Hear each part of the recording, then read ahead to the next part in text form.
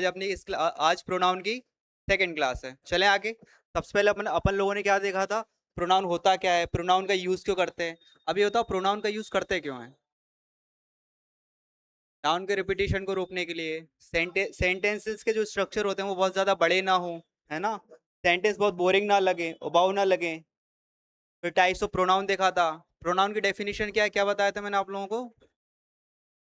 Pronoun क्या होते हैं, आवाज बताओ पीछे, क्या होते हैं प्रोनाउन। अरे इसे चुप से क्यों हो जाते हो। ऐसे शब्द जो नाउन के स्थान पर प्रयोग किए जाते हैं वो क्या होते हैं, प्रोनाउन होते हैं। इजी, बोल क्यों नहीं पा रहे हो, क्या यार। देखो, सबसे पहले कौन से प्रोनाउन पढ़ना था अपने को, पर्सनल प्रोनाउन। पर्सनल प्रोनाउन कौन कौन से होते हैं, ये वाले। पर्सनल में पहले से क्या है, पर्सन है, मतलब इसमें अपन ज्यादातर किसकी बात करने वाले हैं, पर्सन की बात करने वाले हैं। पर्सन कितने होते हैं, तीन। फर्स्ट पर्सन, सेकंड पर्सन और फर्स्ट पर्सन होता है स्पीकर, सेकंड पर्सन होता है लिसनर, सेकंड पर्सन कौन होता है जिससे अपन बात कर रहे हैं, और थर्ड पर्सन क्या होता है जिसके बारे में अपन बात कर रहे हैं। यस और नो। फिर ये मैंने आपको पूरी टेबल समझाई थी, इसमें सब्जेक्टिव केस कौन से होते हैं, ऑब्जेक्टिव केस कौन से होते हैं। पॉजिटिव एडजेक्टिव ये एडजेक्टिव में पढ़ेंगे, बट ये टेबल के साथ, टेबल ये प्रोनाउन के जैसे ही वर्ड्स हैं, इसलिए इस टेबल में आपको अच्छे से याद हो जाए, इसलिए मैंने पॉजिटिव एडजेक्टिव को इसी टेबल में रख दिया। बाकी पढ़ना इसमें आपने कौन कौन से हैं, सब्जेक्टिव केस, ऑब्जेक्टिव केस और पॉजिटिव प्रोनाउन, चारों बता दिया था। समझ में आया था, किसी को इसमें डाउट है। अब जो बच्चे नहीं आए उनको डाउट हो जाएगा। और इसी में सिंगुलर, तीनों पर्सन, फर्स्ट पर्सन हो, सेकंड पर्सन हो, थर्ड पर्सन, इसमें सिंगुलर भी रहेगा और प्लूरल भी रहेगा। फर्स्ट पर्सन में सिंगुलर कौन रहेगा, आई, प्लूरल कौन रहेगा, वी। सेकंड पर्सन में यू और यू दोनों सिंगुलर भी रहते हैं, प्लूरल भी रहते हैं, एज इट इज रहते हैं, है ना। और थर्ड पर्सन में ही, शी, इट सिंगुलर और दे प्लूरल। ये पूरी टेबल याद हो गई है, मैं उम्मीद कर रहा हूँ याद हो गई, क्योंकि आगे जो क्वेश्चंस करेंगे वो मैं नहीं करूंगा, आप लोग मुझे बताओगे, है ना। जिन बच्चों को हिंदी से समझाना है वो हिंदी वाले मीनिंग से बताएंगे। यस और नो। तो जैसे कि यहाँ पे सब्जेक्टिव केस और ऑब्जेक्टिव केस है, अपन इन दोनों को एक अलग स्ट्रक्चर में पढ़ेंगे, इन दोनों को अलग स्ट्रक्चर में पढ़ेंगे। चले आगे। तो सबसे पहले क्या देखना था, डिफरेंस बिटवीन सब्जेक्टिव केस और ऑब्जेक्टिव केस। अपन लोगों ने बचपन से ये क्या पढ़ा है कि subject plus verb plus object. तो सब्जेक्टिव केस किससे पहले आएंगे, वर्ब से पहले, और ऑब्जेक्टिव केस किसके बाद आएंगे, वर्ब के बाद में। तो पहला केस कौन सा था, सब्जेक्ट प्लस वर्ब। अपने को पहले से क्लियर कि वर्ब से पहले कौन से केस आएंगे, सब्जेक्टिव। अब यहाँ पे me am a teacher, her loves me, him and me are going there, ये सारे ऑब्जेक्टिव केस है। यस और नो बताया था, हिंदी मीनिंग भी बताया था लास्ट क्लास में।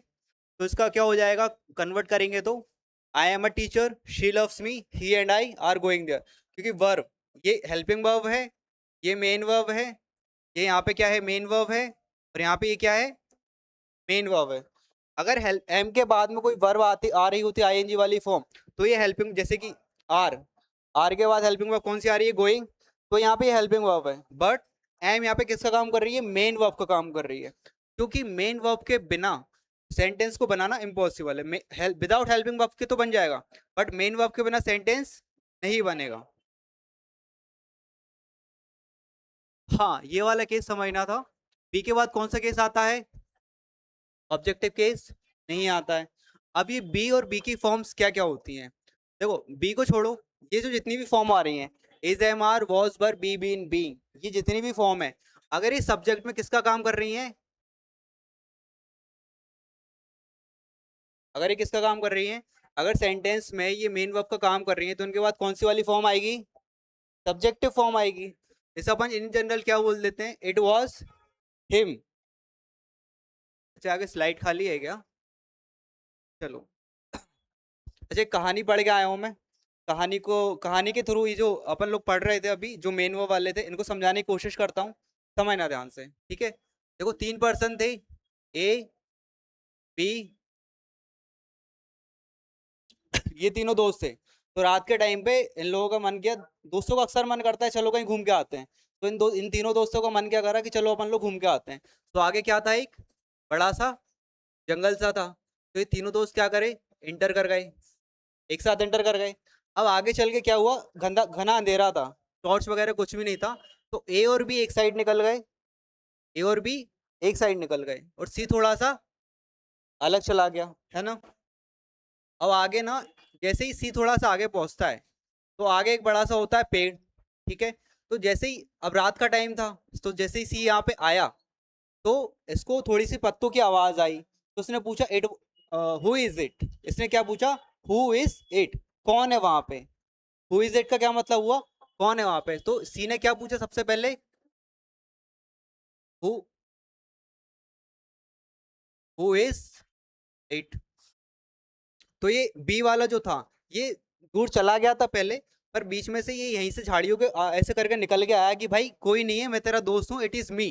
कौन है, it is me. It is मी का क्या मतलब हुआ, ये मैं ही हूँ भाई, तेरा दोस्त ही हूँ, है ना, कि डर मत, मैं ही हूँ, कोई नहीं है। तो यहाँ से कौन आ गया, बी आ गया। तो सी ने, अभी सी और बी तो एक हो गए, अब ए तो अलग था। तो सी ने बी से पूछा कि ए कहाँ है। सी ने किससे पूछा, बी से, कि ए कहाँ है। तो ए भी घूमते घूमते इधर ही आ गया था, यहाँ तक आ गया था। तो बी ने क्या बोला, इसने क्या पूछा सी ने, ए कहाँ है। बी ने क्या बोला, it's him over there, it's him over there, देखो वो वहां पे है ना। क्या बोला बी ने, इट्स हिम ओवर, आया। देखो पहला क्वेश्चन किसने पूछा था, सी ने। क्या पूछा था, हु इज इट, कौन है वहां पे। जवाब क्या मिला, बी ने क्या बोला था, इट इज मी। जब दोनों मिल गए थे, तो सी ने क्या पूछा था कि ए कहाँ पे है। तो ए, बी ने क्या जवाब दिया, इट्स हिम ओवर देयर, वो वहां पे है, वो देखो वो दिख रहा है यहाँ पे, है ना। अब समझना, अब यहाँ पे अपन ने इट के बाद क्या क्या यूज करा, कौन सा केस, ऑब्जेक्टिव केस। ये ऑब्जेक्टिव केस है, इसलिए मैंने बताया था वाइट, ठीक है। अब आगे से वाइट यूज कर। कहाँ पे थे, इट के बाद अपन ने कौन सा केस यूज करा, ऑब्जेक्टिव केस। और इट इज, अच्छा ये जो इट्स है, इस इट्स के कितने मतलब होते हैं पता आपको। देखो एक इट्स तो ये होता है, ये वाला इट्स कौन सा है बताओ मुझे,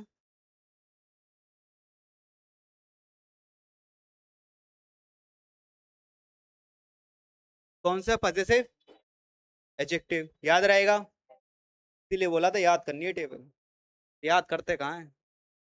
देखो एक इट्स तो ये हो गया, बट ये वाला जो इट्स है ना, क्या है, इट एपस्ट्रॉपी एस, इसके दो मतलब होते हैं, इसके एक्चुअली तीन मतलब होते हैं, इट इज, इट हैज, और इट वॉज। अभी के लिए ये वाले स्ट्रक्चर रहने दो, लेकिन ये जो इट्स है ना, इट एपोस्ट्रोफी एस, इसके तीन मतलब होते हैं, इट इज, इट हैज और इट वाज। इट हैज को अभी के लिए छोड़ दो, क्योंकि अपन कौन सी फॉर्म पढ़ने वाले हैं, इज और वाज वाली। पर देखो अगर सेंटेंस में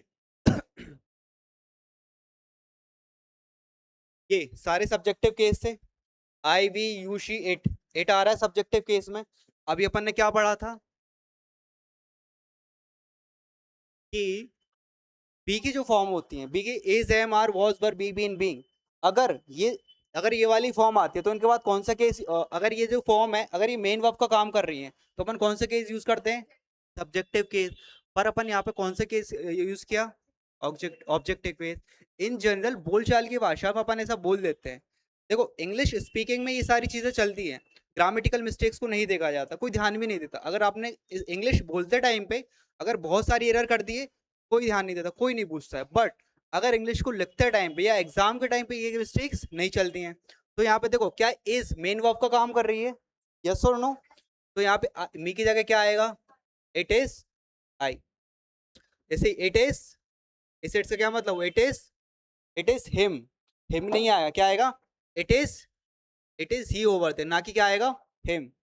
थोड़ा समझ में आया कि जब भी अपन बी की जो फॉर्म होती है, बी की कौन कौन सी फॉर्म होती है, is am are was were be been being, ये आगे कैसी होती हैं, क्यों होती हैं, ये अपन वर्ब चैप्टर में समझेंगे। बट फिलहाल के लिए अगर ये सारी वर्ब्स सब्जेक्ट में हेल्पिंग वर्ब का काम ना करके मेन वर्ब का काम कर रही हैं, तो इनके बाद कौन सा केस आएगा, सब्जेक्टिव केस आएगा। ऐसे ही इट वॉज हिम, नहीं हिम नहीं आएगा, क्या आएगा, इट वॉज ही।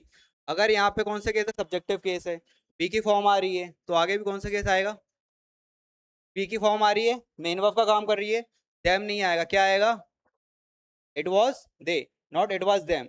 जैसे अपन कई बार बोलते हैं ना, हु इज इट, कौन है, it is me, it is me अपन बोल देते हैं, बट होता नहीं, एक होता क्या है, इट इज आई। बोलने में थोड़ा ऑकवर्ड लगता है, but grammatical point of view से इट इज आई करेक्ट है। आया समझ में? चले आगे। नहीं, बहुत गर्मी लग रही है यार। अब क्या पढ़ने वाले हैं? Uses of objective case. अब ऑब्जेक्ट तो अपने को पता ही है कि सब्जेक्टिव केस अगर वर्ब से पहले आ गए हैं तो ऑब्जेक्टिव केस का आएंगे वर्ब के बाद में।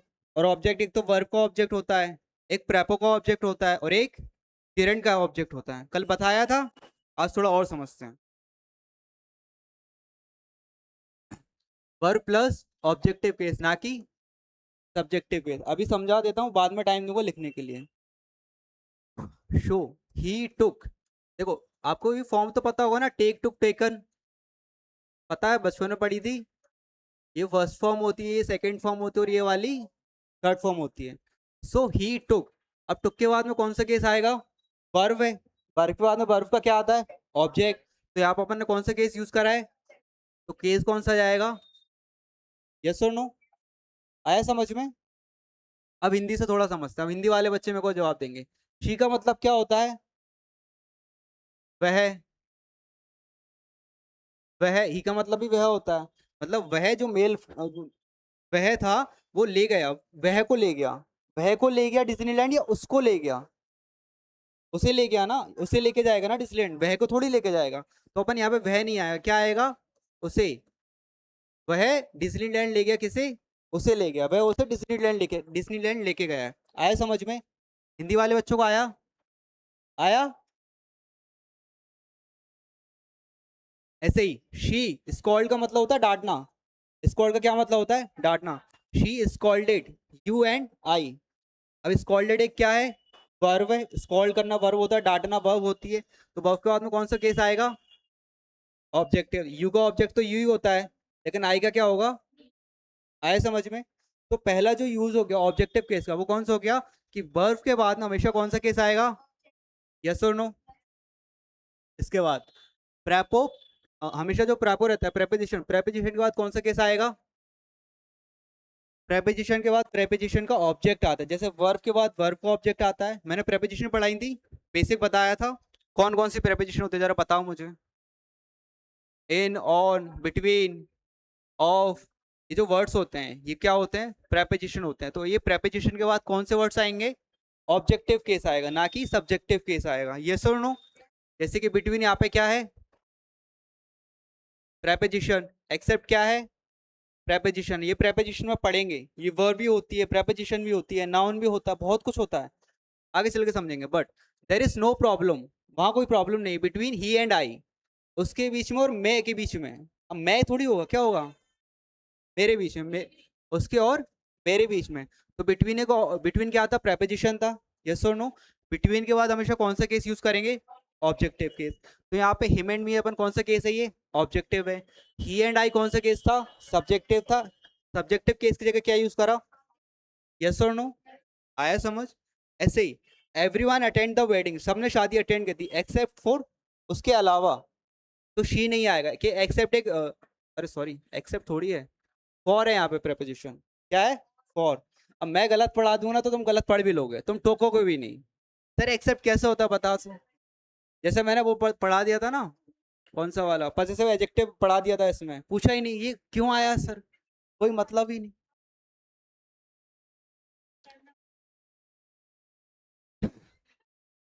हर चीज को जहां मैं बोल दूं ना वहां एज इट इज एक्सेप्ट कर लेना, जहां मैं ना बोलूंगा क्वेश्चन भी करना है।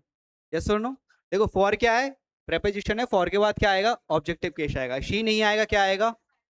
आए समझ में? हिंदी में बताना है? नहीं बताना? नहीं बोल देना, बता दूंगा, कोई इशू नहीं है।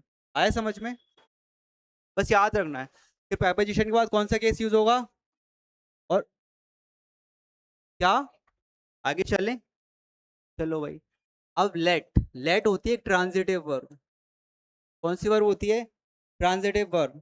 अब मैंने क्या बोल दिया? वर्ब बोल दिया। अब वर्ब की कौन सी टाइप होती है? ट्रांजिटिव वर्ब होती है। अब ट्रांजिटिव वर्ब ऐसी वर्ब होती है कि ट्रांजिटिव जो वर्ब्स होते हैं ना उनके बाद ऑब्जेक्ट चाहिए ही होता है, और जो इंट्रांजिटिव वर्ब रहती है उनके बाद ऑब्जेक्ट नहीं चाहिए होता है।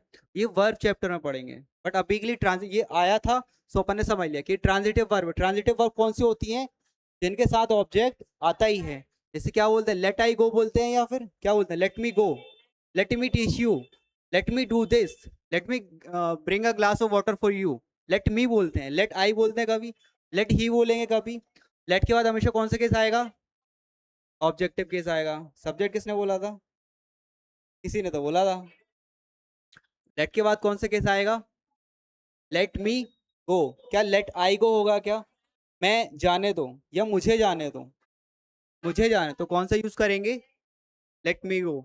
Late he and I talk, या फिर let him and me talk, उसे और मुझे बात करने दो। यस और नो। लेट के बाद कौन सा केस आएगा, ऑब्जेक्टिव केस। आ रहा है समझ में, इधर आप लोगों को आ रहा है, थोड़ा थोड़ा आ रहा है। अच्छा क्या क्या नहीं आ रहा है इसमें, समझ में आता हूँ। अच्छा, ये जो जितनी भी वर्ब्स होती है ना, ये किसकी वर्ब्स होती हैं, बी की। अगर बी की जितनी भी वर्ब्स होती हैं ये सेंटेंस में किसका काम करें, मेन वर्ब का काम करती हैं, हेल्पिंग वर्ब का काम नहीं करती हैं, तो इनके बाद कौन सा केस आएगा, सब्जेक्टिव केस आएगा। तो ऐसे ही इट वाज हिम नहीं होगा, क्या हो जाएगा, इट वाज, क्योंकि ही एक सब्जेक्टिव केस और हिम क्या है, ऑब्जेक्टिव केस है। आया समझ। देखो नो डाउट अपन लोग क्वेश्चन की प्रैक्टिस करेंगे, जब क्वेश्चन की प्रैक्टिस करेंगे तो वो जो क्वेश्चन लेके आओ ना उनको भी हिंदी और इंग्लिश में लेके आऊंगा। तो अभी जो पढ़ा रहा हूँ ये याद रखो कि अगर ये जो वर्ब्स हैं, अगर ये मेन वर्ब का काम करती हैं तो कौन सा केस आएगा, सब्जेक्टिव केस आएगा। आए समझ में। और अगर ये हेल्पिंग वर्ब का काम कर रही है तो क्या आएगा, वो तो वर्ब, उसके बाद तो मेन वर्ब आएगी, फिर ऑब्जेक्टिव केस आएगा, ऑब्वियस सी बात है। यस और नो। ये आया समझ में, सब्जेक्टिव केस वाला समझ में आया। अब ये तो पता ही है, subject plus verb plus object, verb से पहले क्या आ रहा है, सब्जेक्टिव केस। अब ऑब्जेक्ट भी क्या होता है, या तो नाउन होता है, प्रोनाउन होता है। अगर वर्ब के बाद में ऑब्जेक्टिव केस यूज करेंगे तो कौन से यूज करेंगे, ऑब्जेक्टिव केस यूज करेंगे, प्रोनाउन वाला ऑब्जेक्टिव यूज करेंगे, क्योंकि अपन क्या पढ़ रहे हैं अभी, प्रोनाउन। यूजेस ऑफ, तो देखो सब्जेक्टिव केस तो आ गए वर्ब से पहले, तो बाकी के जितने ऑब्जेक्टिव केस आएंगे वो किसके बाद आएंगे, वर्ब के, तो किसके बाद में आएंगे, तो पहला वही है कि जो ऑब्जेक्टिव केस होते हैं वो वर्ब के बाद में आते हैं। ही टुक शी टू डिज्नीलैंड, वह ले गया वह को डिज्नीलैंड। कोई सेंटेंस बना हिंदी में, देखो हिंदी मीनिंग करके बना लो, समझ लो, बनाना नहीं है, समझ लो, बनाना नहीं है हिंदी में करके। बनाना किससे, अपने को ग्रामर पॉइंट ऑफ व्यू से बनाना है, इंग्लिश से ही बनाना है। यस और नो। तो वह को ले गया डिज्नीलैंड, वह को लेके जाएगा, वह उसे लेके जाएगा, ऑब्वियस ही बात है, उसे लेके जाएगा, है ना। तो टुक एक वर्ब होती है, वर्ब होती है नहीं होती टुक, तो टुक के बाद में कौन सा केस है ये ऑब्जेक्टिव केस है। तो तो वर्ब के बाद में हमेशा कौन सा केस आता है, देखो ये सब्जेक्ट हो गया, ये सब्जेक्टिव केस है, ये वर्ब हो गई। अब क्या आएगा, टू एक प्रेपोजिशन है, टू के बाद क्या आएगा, डिज्नीलैंड। टू के बाद भी ये प्रेपोजिशन है, प्रेपोजिशन के बाद क्या आता है, प्रेपोजिशन का ऑब्जेक्ट। ऑब्जेक्ट कौन होता है, या तो सब, ये तो नाउन होता है, या तो डिज्नीलैंड यहाँ पे क्या हो गया, अरे ना डिज्नीलैंड तो नाउन है ना, प्रोनाउन कैसे हो गया। तो ऐसे ये सब्जेक्ट हो गया, ये वर्ब हो गई, तो इसके बाद कौन सा केस आएगा, तो शी की जगह क्या आ गया, ये समझ आया। अरे इधर से आवाज नहीं आ रही मुझे, ये समझ आया, ठीक है। शी स्कॉल्ड, स्कॉल्डेड का मतलब होता है, स्कॉल्ड का मतलब क्या होता है, डांटना होता है। अब डांटते तो किसी को ही डांटते हैं ना। तो वर्ब है, ये सब्जेक्ट है, ये वर्ब है, वर्ब के बाद में क्या आएगा, यू एंड आई, तो आई की जगह, आई तो सब्जेक्टिव केस होता है, अब यू भी सब्जेक्टिव केस होता है, बट यू का ऑब्जेक्टिव केस भी सेम रहता है।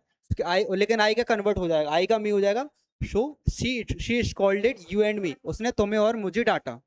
आया समझ में ये, आया। अरे आवाज यही आगे से आवाज आती है बस तीन चार लोगों की। मुझे कुछ कुछ चेहरे अभी भी ऐसे दिख रहे हैं जिनके ऊपर से जा रहा है। कोई नहीं भाई, बिटवीन हो गया, टू हो गया, इन हो गया, ऑफ हो गया, ये सारे क्या होते हैं, प्रेपोजिशन होते हैं। इनके बाद कौन सा केस आएगा, अगर प्रेपोजिशन दिख रहा है तो ये तो सब्जेक्टिव केस है, क्या लगा देंगे, ये ये प्रेपोजिशन है, प्रेपोजिशन के बाद क्या लगा देंगे, ऑब्जेक्टिव केस। ये एक सब्जेक्टिव केस है, शी की जगह क्या जाएगा, ऑब्जेक्टिव केस आ जाएगा।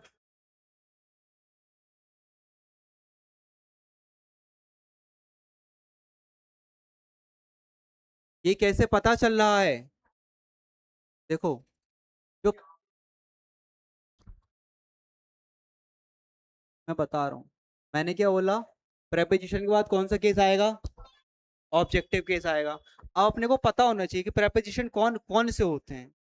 ठीक है, अपने को पता होना चाहिए। तो मैं बता रहा हूँ, एक एक बिटवीन प्रेपोजिशन होता है, फॉर एक प्रेपोजिशन होता है, इन होता है, ऑफ होता है, और क्या होता है, ऑन होता है।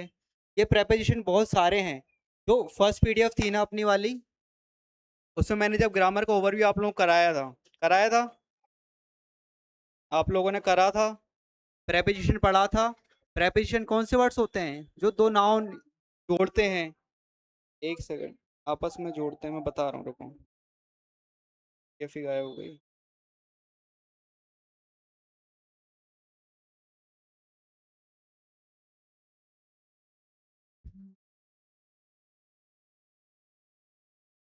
क्या था?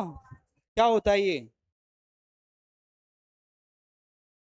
बताओ, चलो क्या बताओ। ये चिरण जो लिखा है, ये क्या होता है? क्या होता है?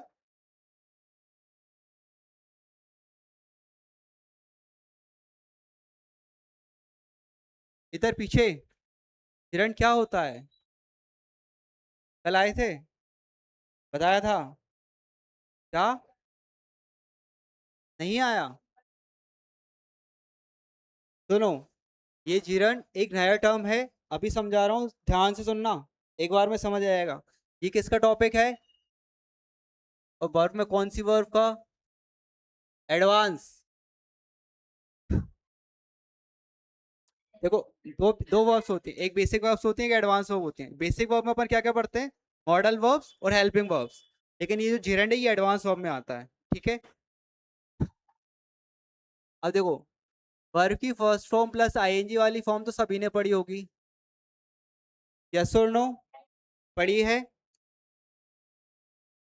रीड वर्ब की फर्स्ट फॉर्म होती है, अगर मैं इसमें आईएनजी लगा दूं क्या हो जाएगी? रीडिंग।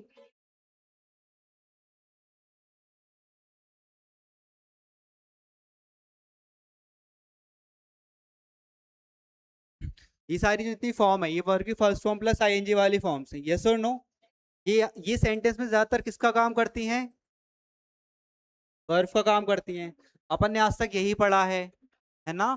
पर बट अगर सेंटेंस में ये वाली जो फॉर्म्स हैं, ये वर्ब का काम ना करके किसका काम करें? ओ, सही कह रहे हो, किसका काम करें? सब्जेक्ट का काम करें। यस और नो? तो ये क्या कहलाती हैं?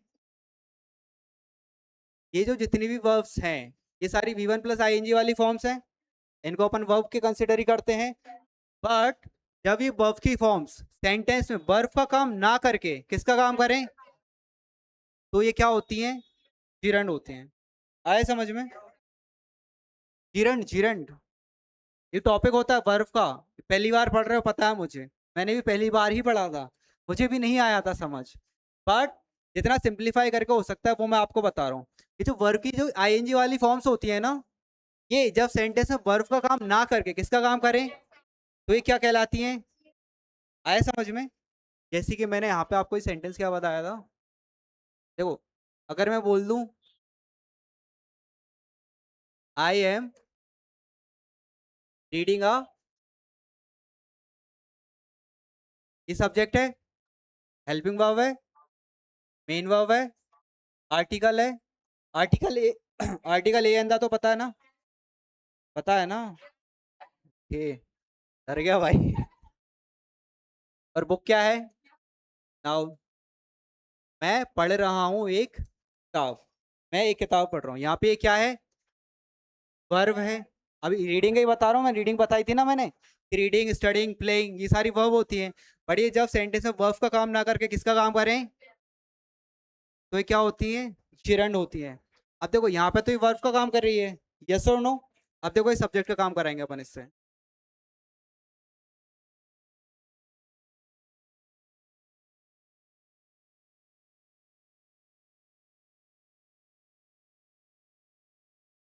रीडिंग इज अ, क्या रीडिंग यहाँ पे सब्जेक्ट हो गया, इज यहाँ पे मेन वर्ब का काम कर रही है, और आ गुड हैबिट तो हो ही गया। आ एक आर्टिकल, हैबिट एक नाउन है, और गुड क्या हो जाएगा यहाँ पे, एडजेक्टिव हो जाएगा। एक आदत है, कैसी आदत है, अच्छी आदत है। तो रीडिंग एक सब्जेक्ट हो गया, तो यहाँ पे रीडिंग क्या हो जाएगा, और यहाँ पे क्या था, आया समझ में। बट जैसे ही, जैसे वर्ब का ऑब्जेक्ट होता है, प्रेपोजिशन का ऑब्जेक्ट होता है, वैसे ही एक सब्जेक्ट का भी ऑब्जेक्ट होता है। ठीक है, जैसे कि यहाँ पे जो जीरंड है ना, अगर मैं इसको सेंटेंस को ऐसे ना करके ऐसे कर दूं, समझना ध्यान से। रीडिंग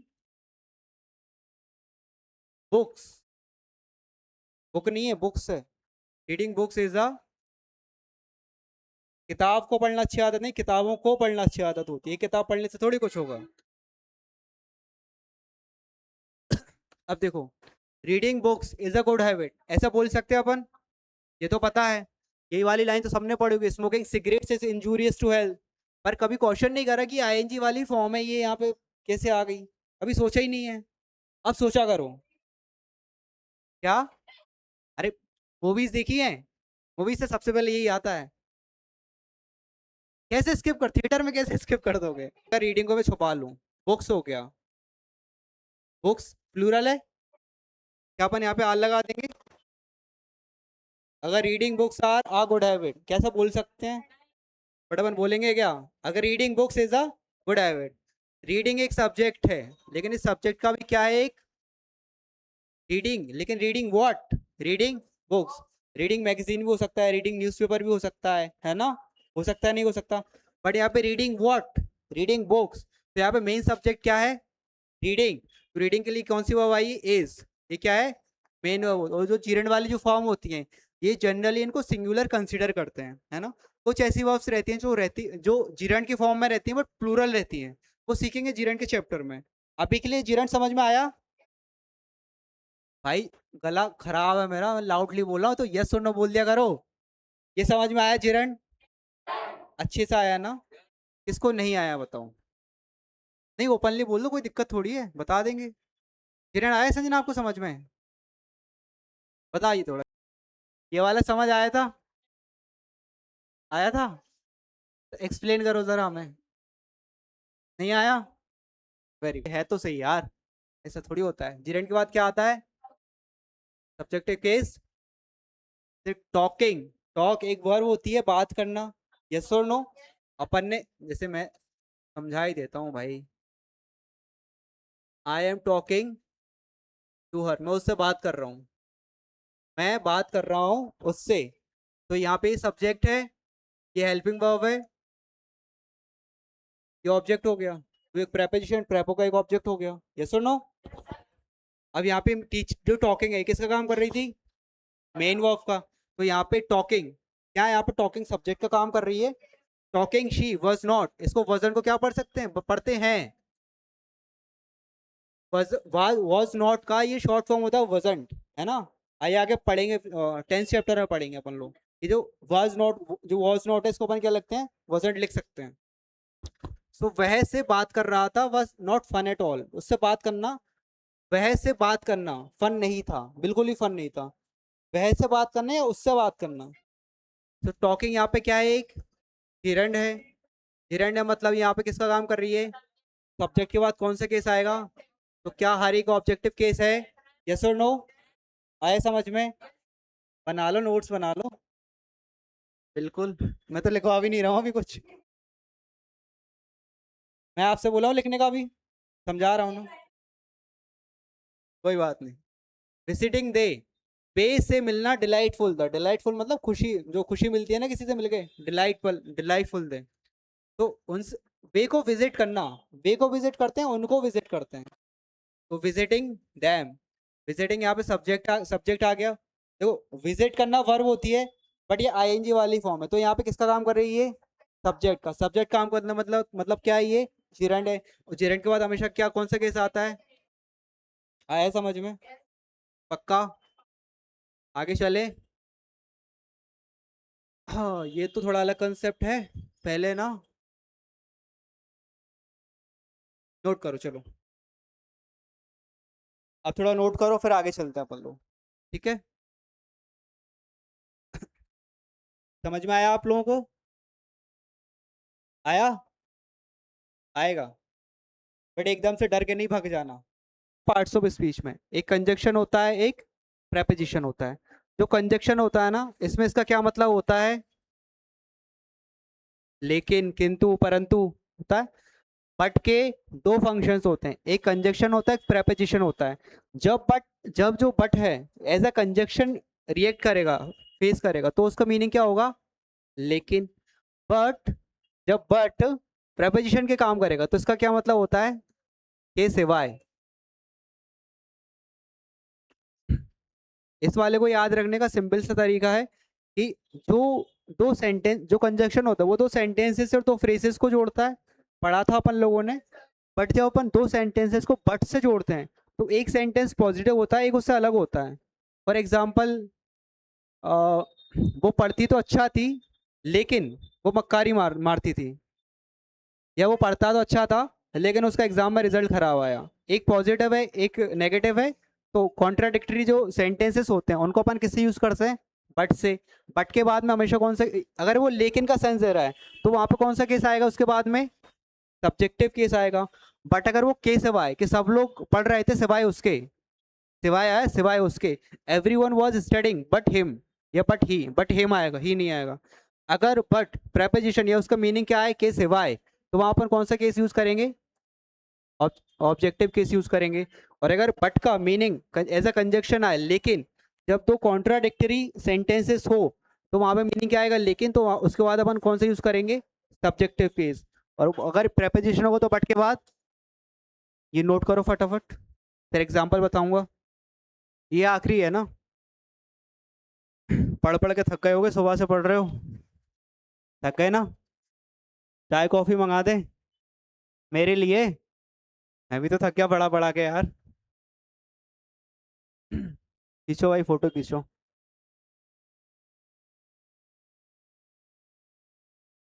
पढ़ना हो या पढ़ाना हो, फोकस दोनों जगह लगता है ना?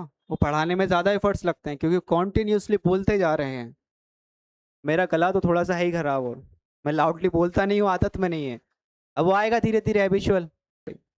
अब ये सेंटेंसेस देखो, और अब आप लोग मुझे बताओ कि बट के बाद यहाँ पे सब्जेक्टिव केस आएगा या ऑब्जेक्टिव? एज इट इज,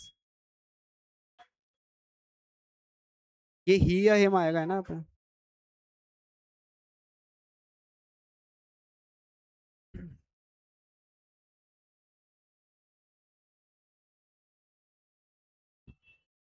देखो, बट के दो फंक्शन बताए थे। कंजक्शन, कंजक्शन का मतलब लेकिन, प्रेपोजिशन मतलब के सिवाय। शी इज वेरी टैलेंटेड, वो बहुत टैलेंटेड थी, लेकिन शी लेक्स कॉन्फिडेंस, लेकिन उसमें किसकी कमी थी? कॉन्फिडेंस की। लेक का मतलब होता है कमी होना, है ना? लेक, कॉन्फिडेंस की कमी थी। लेक को फोकस बोलते हैं अपन, फोकस की कमी। तो वो बहुत ज्यादा टैलेंटेड थी के सिवाय, उसमें कॉन्फिडेंस की कमी थी। एक यहाँ पे के सिवाय मीनिंग आ रहा है, लेकिन का मीनिंग आ रहा है। वो बहुत ज्यादा टैलेंटेड थी लेकिन कॉन्फिडेंस की उसमें कमी थी। तो बट के बाद यहाँ पे कौन सा केस आएगा? सब्जेक्टिव केस आएगा, ऑब्जेक्टिव केस नहीं आएगा। एक तो हिंट ये हो गई। देखो, यहाँ पे सब्जेक्ट है, यहाँ पे वर्ब है, ये पूरा ऑब्जेक्ट, ऑब्जेक्ट समझ लो। तो बट के बाद में ये भी सब्जेक्ट आएगा, ये वर्ब है और ये ऑब्जेक्ट है। ये सुनो, बट ऐसे करना नहीं जो मैंने बताया, ऐसे समझना है। एग्जाम में करना कैसे, कि बट का, बट मीनिंग क्या दे रहा है? कंजक्शन वाला मीनिंग दे रहा है, प्रेपोजिशन वाला मीनिंग दे रहा है? अगर कंजक्शन वाला मीनिंग दे रहा है तो सब्जेक्टिव केस आएगा, प्रेपोजिशन वाला मीनिंग दे रहा है तो ऑब्जेक्टिव केस आएगा। अब इस वाले में बताओ। एवरीबडी बट शी या हर वॉज हैप्पी फॉर देम, सिवाय उसके सब खुश थे, या लेकिन उसके सब खुश थे। कौन सा वाला अच्छा लग रहा है? सिवाय उसके सब खुश थे। एवरीबडी बट क्या आएगा? Her was happy for them. Yes और no? He is very stubborn, stubborn का मतलब होता है जिद्दी। अब जो मैंने बता दिया ना, लेग्स का मतलब होता है कमी, स्टबन का मतलब होता है जिद्दी, स्कॉल्ड का मतलब होता है डांटना। अबे पूछूंगा मैं, याद रखना है। यही है वोकेबलरी। अब यही वर्ड्स वोकेबलरी में पढ़ हैं तो अभी थोड़ा थोड़ा स्ट्रॉन्ग करते चलो। जो सेंटेंसेस मारे इनके थ्रू भी सीखते चलना है। यस और नो? वो बहुत ज्यादा जिद्दी है लेकिन, या फिर दोनों हिसाब से बनाएंगे, वो बहुत ज्यादा जिद्दी है लेकिन वो कंपैशनेट है टुवर्ड्स एल्डर्स की तरफ कंपैशनेट है, या फिर लेकिन आएगा वो बहुत ज्यादा जिद्दी है के सिवाय वो एल्डर्स की तरफ कंपैशनेट है। लेकिन आएगा ऑब्वियस सी बात है, ही इज वेरी स्टबर्न, लेकिन वो एल्डर्स की तरफ कैसा है, वो बहुत जिद्दी है लेकिन एल्डर्स के प्रति वो कैसा है, कंपैशनेट है, मतलब उनकी तरफ वो जिद्दी नहीं रहता, ऐसा समझ लो। तो एक के बाद बट के बाद क्या आएगा, हिम। ये वाला बताओ, everyone acknowledged her in the town but,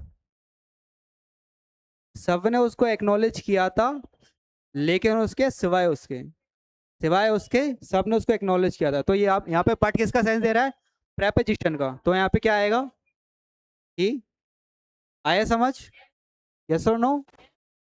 चलो ये नोट डाउन कर लो फिर छुट्टी। आया समझ में बट के दोनों मीनिंग्स, याद रहेगा। ओके।